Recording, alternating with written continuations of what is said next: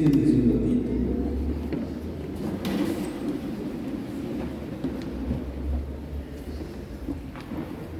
Ahora la palabra del Señor que hemos escuchado, pues es dirigida propiamente a cada uno de nosotros que está llamado a ser discípulo, a ser misionero, a ser apóstol. Y de hecho, el capítulo 10 del Evangelio de Mateo es el capítulo de la misión, en donde Jesús, que conoce profundamente a los discípulos, experimentan ellos el temor, experimentan el miedo como todos nosotros. Detengámonos un poco esta mañana a reflexionar un poco sobre los distintos temores. El texto del libro de Jeremías habla del profeta Jeremías, un hombre que hacia el año, posiblemente, 517, al año 597, pues Jeremías experimenta la situación de lo que se llama la deportación del pueblo de Israel, pero también la terminación de lo que se llama la dinastía. Y es interesante cómo Jeremías en carne propia experimenta la persecución por sus mismos paisanos, por su misma gente. Una persecución que lo lleva prácticamente a que todo lo miren a Jeremías como un error. El versículo 19, capítulo 19 de este pasaje de Jeremías, de su libro, lo va a ver a él como un error, lo peor que haya pasado en el pueblo de Israel. Y de hecho Jeremías había hecho una imagen muy hermosa para decir cómo estaba el pueblo de Israel. Porque Jeremías, a pesar de la dificultad, Jeremías es capaz de anunciar la buena noticia. Y Jeremías se convierte como en el estandarte, aquel que anuncia, aquel que está elevando la trompeta y denuncia la realidad del pueblo de Israel. Esto le trae problemas serios. Por eso el texto de ahora es una parte de las confesiones, de las 5 confesiones de Jeremías. Y en estas confesiones, que posiblemente un teólogo, ¿verdad?, tomó de San Agustín, para decir, ¿verdad?, hablando precisamente de San Agustín que tiene las confesiones. Él, en estas confesiones, Jeremías expresa la situación que vive, una situación de persecución, una persecución que le viene por la denuncia, una situación en que todo el mundo lo quiere matar. Y frente a eso, Jeremías se pone en las manos del Señor. Jeremías experimenta el miedo.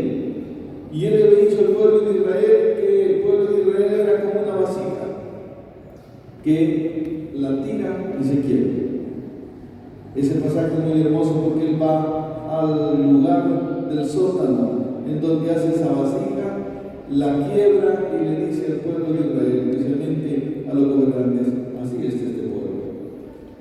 Está como esta vasija que se quiebra con facilidad porque no tiene fundamento en la fuerza de Dios ni en el Evangelio, sino ustedes están confiando en sus propias fuerzas, en su sabiduría y en su modo de vivir injusto y torcido. Jeremías experimenta esa situación. Y el texto del libro del Salmo que hemos escuchado ahora, del Salmo 69, es la experiencia de un hombre con miedo también. Jeremías tiene miedo, lo supera poniéndose en las manos del Señor.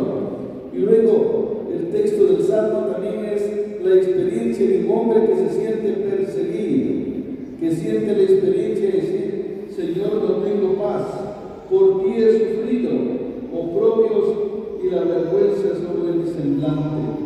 Extraño soy y advenedizo aún para aquellos de mi propia sangre. Pues me devora el celo de tu casa, el odio del que te odia en mí recae. Por ser fiel y ser buen discípulo, Señor, tengo problemas hasta con los de mi gente. Jeremías, este creyente, experimenta la situación también de sentirse él rechazado, abandonado por su misma gente, por la gente de su propia sangre. Pero miren cómo termina el texto muy hermosamente. Se alegrarán al verlo los que sufren. Quienes buscan a Dios tendrán más ánimo, porque el Señor jamás desoye al pobre, ni olvida al que se encuentra encadenado. Que lo alaben por esto el cielo y la tierra, el mar y cuanto en él lo habitan. Dios no olvida al que está en una situación difícil. Y el Evangelio nos presenta propiamente la experiencia de los discípulos. Ellos van a la misión, están misionando, pero tienen la experiencia de sentirse frágiles, de sentirse que no son capaces, de sentir que Dios no está a la altura de lo que les está pidiendo la evangelización, de no ser capaces de anunciar la buena noticia por las fragilidades personales, por los miedos, por los temores, por el qué van a decir. Y es interesante como los tres temores que presenta el Evangelio. El primer temor que presenta el Evangelio es el temor y el miedo a los hombres. Aquellos que te puedan maquinar cosas en tu nombre, a tu persona, que puedan hacer cosas a escondidas. El mal oculto, tenemos miedo de estas cosas. Por eso hay una trama, el miedo a que tramen cosas contra nosotros, el miedo a que maquinen cosas, el sentirse uno indefenso, el sentir que están tramando mi propia muerte. La experiencia del profeta, la experiencia de Monseñor Méndez. El segundo temor del Evangelio es a quien mata el cuerpo. Jesús dice, no tengan miedo. No tengan miedo a quien mata el cuerpo. Aquellos que matan el cuerpo, por ejemplo, cristianos que sufren la persecución por la fe. Nosotros tenemos testigos martirizados a lo largo de la historia. Tenemos a cristianos, catequistas, tenemos también obispos, sacerdotes, que es innumerable el número y listado de tantos hermanos que han muerto por poner la fe como centro de su vida. Jesús dice, no tengan miedo.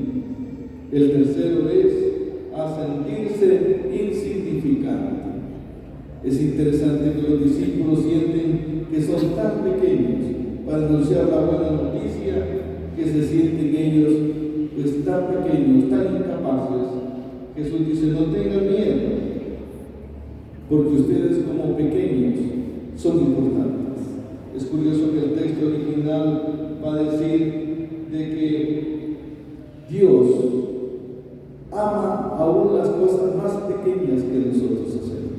Para Dios son significativas, son grandes, son importantes. A veces, cuando nos sentimos insignificantes, pequeños, incluso incapaces, a veces no sentimos la estima social, no sentimos la estima de los amigos, la estima de sentirnos pues apreciados, valorados. En muchas ocasiones nos sentimos solos, incluso abandonados por Dios. Por eso el texto de ahora, frente al miedo que uno puede tener, y todos tenemos miedo que no nos quieran, miedo a que no nos valoren, miedo a que no nos tomen en cuenta, miedo a envejecer, miedo a ser cada vez más adultos y no tener un trabajo, miedo al futuro, miedo a salir adelante en la realidad económica que se vive, miedo cuál será nuestro futuro en la vejez, etc. Todos tenemos miedo. Y frente a esos miedos es interesante que Jesús nos propone 3 anuncios de buena noticia. Y esos anuncios de buena noticia son los siguientes. Primero, no tengan miedo de ver su propia verdad, dice el pasaje. No tengan miedo de ver su propia verdad, de anunciar la verdad, de anunciar el Evangelio para que todos lo escuchen. Cuando uno tiene temor de anunciar la palabra, solamente se puede superar cuando nosotros nos atrevemos a hablar de Dios. Segunda cosa, hay necesidad de ver al hombre en toda su totalidad, en el cuerpo y en el alma, y que el ser humano, cuerpo y alma, están en las manos del Señor. Pueden matar el cuerpo, pero no van a matar el alma, decía el pasaje de la hora. Por eso es interesante que el que anuncia la buena noticia tiene que ser un hombre de esperanza, de vigilancia, de constancia, para poder ir uno poco a poco rompiendo con sus miedos. Es necesario discernir constantemente de dónde vienen los miedos que uno tiene, de nuestra estima. Los miedos que tenemos vienen de nuestras preocupaciones económicas. Los miedos que nos pueden llegar vienen del rechazo por nuestra propia imagen. Los miedos que vienen a nosotros se dan por la falta de aprecio a nosotros mismos o por la imagen social a la que no llegamos. Ahora pesa mucho la imagen. Por tanto, el tercer miedo es la fe en términos de relación. Nos invita a nosotros a descubrir que lo que está en juego no son los pajaritos. Dice, si Dios no permite que un pajarito caiga, si no es por su voluntad, ¿cómo Dios va a permitir que ustedes perezcan? Lo que sucede es que uno tiene una proyección bien alta de todo lo que quiere hacer en la vida. Y uno empieza a pelear con Dios cuando Dios a uno no le concede lo que uno se ha propuesto. Y es interesante como el pasaje dice, nosotros somos alguien para Dios, somos importantes para Dios. No es cualquier cosa, somos significativos para Dios. Por eso, nada se puede perder, fíjese bien, porque es importante para Dios. Usted es importante para Dios. Cuando uno está en el miedo, está en el temor, está en la angustia, está en la ansiedad, la primera cosa que uno piensa es que toda mi vida se acabe en ese momento. ¿No? Dios te lleva precisamente a través de la fe a descubrir que sos importante para Él, a descubrir que sos y tenés un valor. En cada cosa Dios está presente. El crucificado está presente en lo que usted realiza, en lo que ama. El crucificado está presente porque te ama en todo lo que has hecho. El Salmo 139 dice una frase muy bonita. Dice, Dios me ha formado en el seno materno, ha tejido mis riñones, ha tejido todos mis músculos, ha tejido toda mi piel. Dios me ha hecho con amor y con ternura. Así Dios nos ha hecho.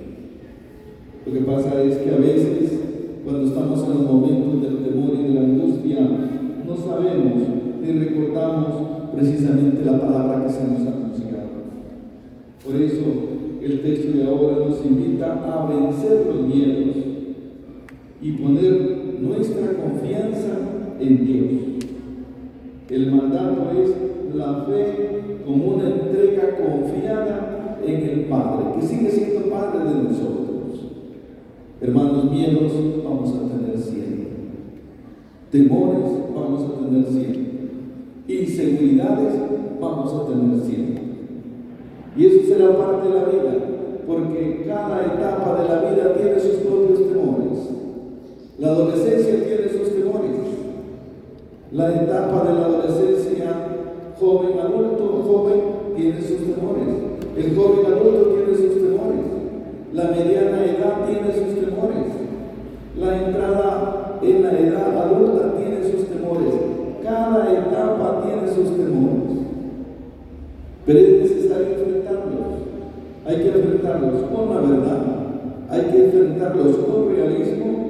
Y hay que enfrentarlos también con la capacidad de descubrir que si somos creyentes, Dios también toma control de esas cosas.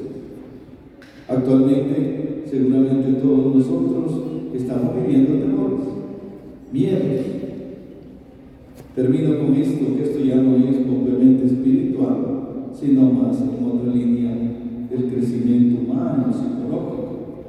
Pero el primer detalle frente a los temores, el primer miedo es: no lo pude cambiar, Señor, lo miro con realismo. Segundo, no lo acepto, Señor, acepto que estoy en esta situación, no voy a pelear con esta situación.